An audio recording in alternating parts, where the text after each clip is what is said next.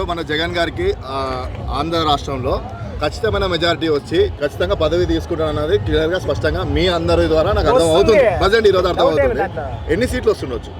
మా నాయకుడు జగన్మోహన్ రెడ్డి గారు 175 అవుట్ ఆఫ్ 175 అనడంలో పలువురు పలు విధాలుగా అర్థం చేసుకున్నారు.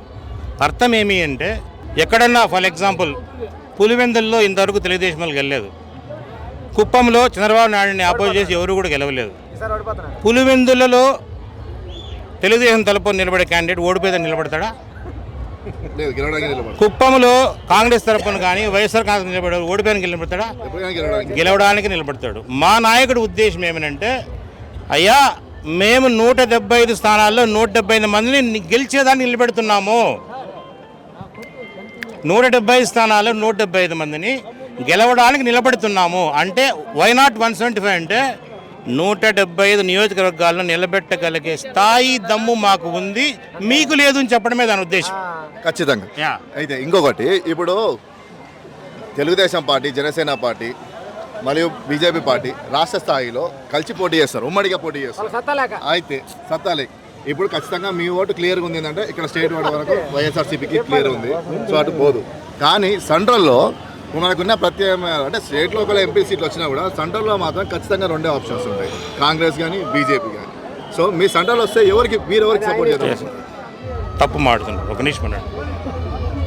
ఈ రాష్ట్రానికి స్వయంగా ప్రధానమంత్రి గారు ఒక అభివృద్ధి కార్యక్రమానికి విశాఖ జిల్లాకు వచ్చినప్పుడు, ఐ థింక్ అల్లూరి సీతారామరాజు శతజయంతి ఉత్సవాలకు వచ్చినప్పుడు ఆ వేదికగా మా ముఖ్యమంత్రి గారు ఒక మాట మాట్లాడారు. ఏమనంటే, ప్రధాని గారు మీతో మా సంబంధం, మీతో మా రిలేషన్ మా రాష్ట్రానికి, మా రాష్ట్ర శ్రేయోభివృద్ధికి, మా రాష్ట్ర శ్రేయస్సుకు సంబంధించి కాకుండా ఇంకేమీ కాదు. అది సభాముఖంగా అందరికీ చెప్పదలుచుకున్నానని చెప్పాడు.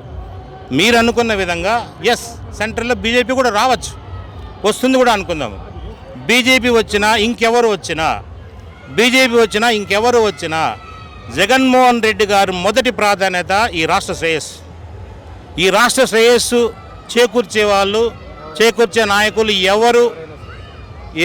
ఎవరు దాన్ని మద్దతు చేకూరుస్తారో ఆ మద్దతు చేకూర్చి ఆ స్థాయిలో జగన్మోహన్ రెడ్డి గారు ఉన్నప్పుడు, అంటే జగన్మోహన్ రెడ్డి గారి సాయం వల్ల ప్రభుత్వం ఏర్పడుకునే అనే పరిస్థితిలో ఉన్నప్పుడు ఖచ్చితంగా ఈ రాష్ట్ర శ్రేయస్సు ఎవరైతే చేస్తారో వాళ్ళకు మాత్రమే జగన్మోహన్ రెడ్డి సపోర్ట్ చేస్తాడు.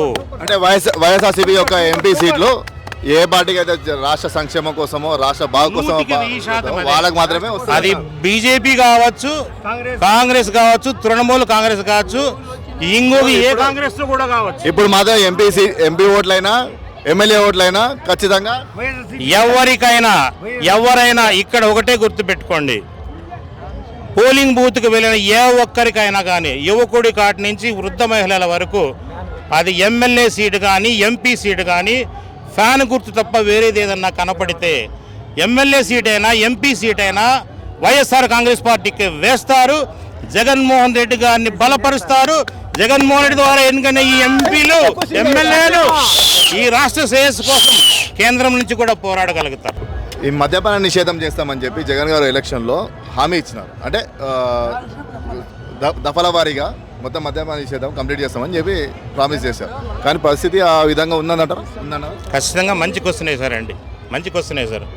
ఎందుకంటే ఇంతకుముందే చెప్పాను నేను, ఏమనంటే సమాజం పైన శ్రేయస్కరంగా వ్యక్తిగా దానికి సమాధానం చెప్పాల్సిన బాధ్యత నా మీద ఉంది. ఎందుకనంటే కరోనా వచ్చిన తర్వాత జగన్మోహన్ రెడ్డి గారికి ఒక సువర్ణ అవకాశం ఉండి ఉండేది. ఏమనంటే పూర్తిగా మద్య నిషేధం చేసినటువంటి అవకాశం ఉండిండేది. కానీ ప్రస్తుతం నడుస్తున్న పరిస్థితుల్లో మద్యపాన నిషేధం పాక్షికంగా కానీ పరిపూర్ణంగా కానీ నిషేధించడమైనా జరిగితే ఎటువంటి పరిస్థితులు తలెత్తుతాయో ప్రత్యక్షంగా పరోక్షంగా ఎన్నో రాష్ట్రాల్లో ఆయన చూశాడు. ఇక్కడే కాదు, మీకు గుర్తుందో లేదో కావాలంటే you just Google it out.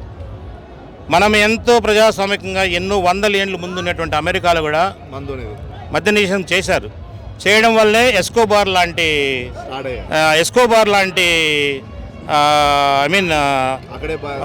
ప్రభుత్వంతో పోటీ పడిన స్థాయిలోకి వాళ్ళంతా కూడా ఒక వ్యవస్థను నడిపి ఆ వ్యవస్థను గుప్పిట్లో తీసుకునే ప్రయత్నించిన అనమాట.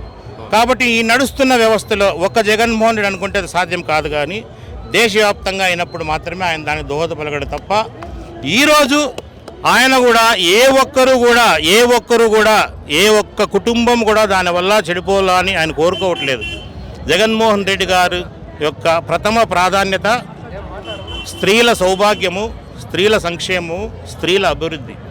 స్త్రీల కోసం ఆయన ఎంత పాటుపడుతున్నాడు, విద్య కోసం ఆయన ఎంత పాటుపడుతున్నాడు, ఆరోగ్యం కోసం ఆయన ఎంత పాటుపడుతున్నాడు, రైతుల కోసం ఎంత పాటుపడుతున్నాడు, సంక్షేమం కోసం ఎంత పాటుపడుతున్నాడు, ప్రాథమిక విద్య కోసం ఏ ఒక్క ఓటు లేని చిన్నపిల్లల కోసం ఆయన 34,000 కోట్లు ఖర్చు పెట్టగలిగానంటే ఈ స్వతంత్ర భారతదేశంలో స్వాతంత్రం వచ్చిన తర్వాత ఏ ఒక్క ముఖ్యమంత్రి అయినా 34,000 కోట్లు ఖర్చు పెట్టిన ఘనత ఓటు హక్కు లేని వాళ్ళకి ఎవరికైనా ఉందా?